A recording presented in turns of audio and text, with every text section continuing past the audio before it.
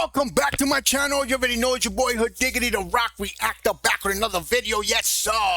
Before I proceed, let me know where you tapping in from. Let me know what country, what city, what mountain, what hill, what cave, what island, what planet, what universe. Let me know where you at. Represent your hood. Yes, sir. I found this video, guys. I know that there is a lot of fake news going around, so I try to avoid it. I don't know if this is fake news or not. But I did find it, and I would like to know from my audience, it does make sense because there's a lot of stuff going on that now you never know what's going to happen. You go to sleep and you wake up and you watch the news and you don't even know what you're going to come through. All of a sudden, one day we're going to wake up and we're going to make up to that World War III. I'm convinced it might be this year, very close. So I seen this one, guys. This is Russia's putting to strike the U.S. very soon. Russia's putting to strike U.S. very soon, U.S.-Russia relations. Now, the channel is called Time XP. Trump is saying that he doesn't want Russia as neighbors, but doesn't he have them as neighbors? Has he looked at does he know where the Bering Strait is? Does he know that Alaska borders Russia? I don't know if he wants to count that, but that should count for something.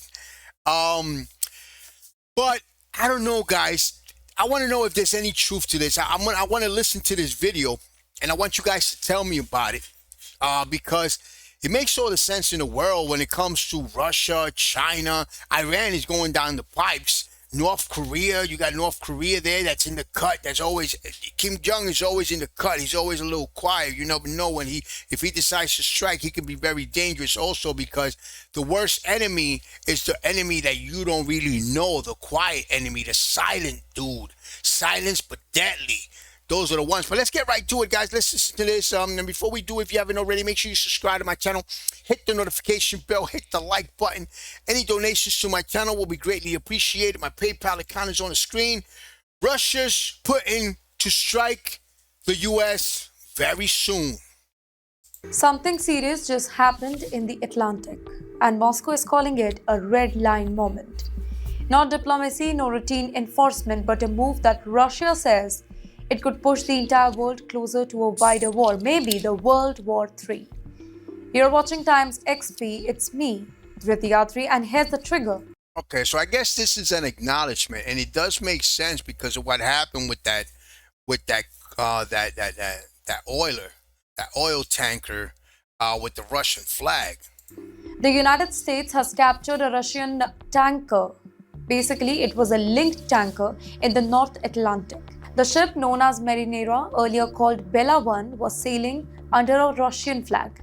Washington says that the seizure is legal. Moscow says it is a provocation. And that one word, it changes everything. Within hours, the Kremlin exploded. Russia warned that this was not just about a ship. This was about power, control, and who rules the seas here. Russian officials accused the US of neo-colonial behavior and violating international maritime laws as well. Their message was blunt. Let me quote it for you. If you touch our oil routes, you touch our security. Then came the escalation talk. Russian sources say that Moscow is now considering naval escorts for its oil tankers. Even submarines, silent, invisible, deadly. It could be deployed to protect what Russia calls its shadow fleet. That phrase alone, it should worry you because shadow fleets exist only in conflict zones and sanctions war. And now the political blast here. The Kremlin, well, they didn't just target Washington, it went after Donald Trump directly. Moscow accused the Trump administration of destroying chances for Russia-Ukraine peace by opening a new front, and that too this time at the sea. According to Russia, how can peace talks really? I think Trump is going a little overboard, man. I think Trump is getting a little reckless. I think Trump is making moves and he's not looking back and he's not really sitting down and calculating. He should have calculated that making that move on Venezuela eventually going to lead to other stuff. And especially with this one, I think he should have left that tanker alone because he is still in the works of trying to negotiate the Ukraine-Russia peace plan. And I think this right here may derail everything. So maybe he doesn't care about what happens in Ukraine. I don't know, but he's not really assessing everything, I believe. Only survive when oil tankers are being seized and warships they are being mobilized. This is where the story it gets more dangerous. Until now, the US-Russia tensions they were forced on land.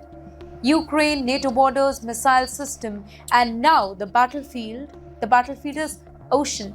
Shipping lanes, energy routes, global trade arteries. A single miscalculation over here, it does not stay local, it spreads and that too really fast. In the meantime, Russia is warning, it is crystal clear. Any further interference with its energy exports, it will be met with countermeasures.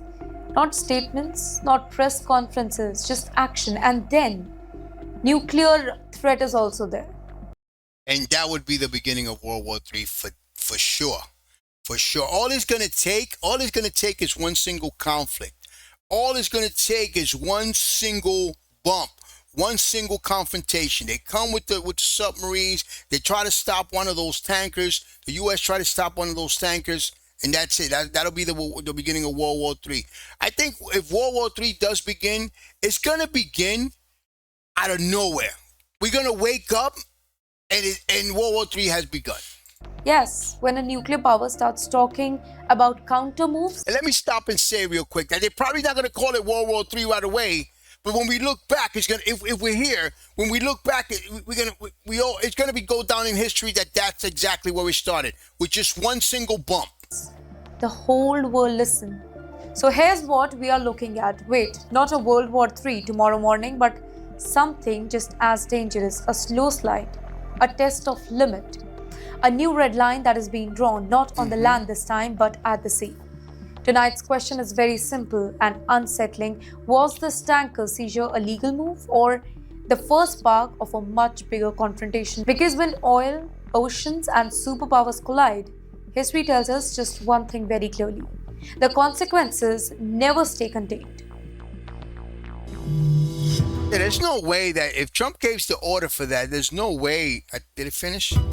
Yeah, it finished. There's no way that Trump didn't really assess and really weigh in that this is going to affect whatever relationship he has with the Kremlin or with Russia or with Putin.